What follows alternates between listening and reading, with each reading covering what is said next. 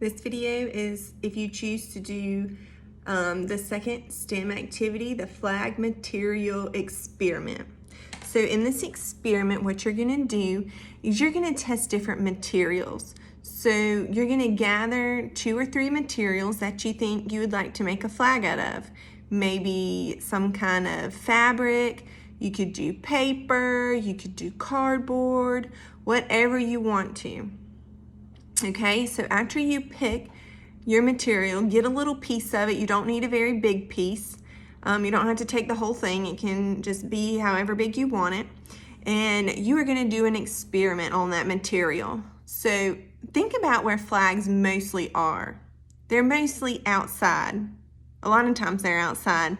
So they have to withstand the weather. They have to withstand all the wind that comes. They have to withstand rain and lightning and anything that's outside, the sunlight, the harsh, bright sunlight. So you're going to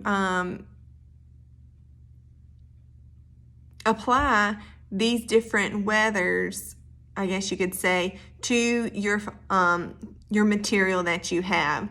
So you can, for the wind, you can get something to blow air on it for a long period of time and see how it turns out. For the rain, you can get a spray bottle and spray a whole bunch of water on it.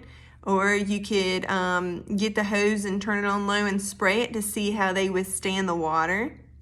You could leave the material out in the sunlight for a couple days to see how it turns out and see which one's better. Okay, so that's going to be your STEM experiment. And you can start off by writing your hypothesis down on a piece of paper. Remember, your hypothesis is which one you think will be the best. Which one is going to make the best flag? Is it going to be or which material you pick, because you're picking whichever material. So which one do you think is going to make the best flag? So whichever one outlast all these conditions that you're giving it is going to be the best to make the flag. So it depends on what material you pick and how your hypothesis, as to how your hypothesis is going to be formed. So after you test all these things, and you can test it in different ways as well, you can be creative with this, you are going to check to see if your hypothesis was correct. Okay, and you can just simply, you can make a video of yourself doing this, you can write it all down, but you'll simply state that your hypothesis was correct or it was incorrect. And remember guys, it's okay if you're wrong. That's how we learn new things. That's what the whole point of the experiment is, to figure out something that you don't know. So it's okay if your hypothesis is wrong. Okay?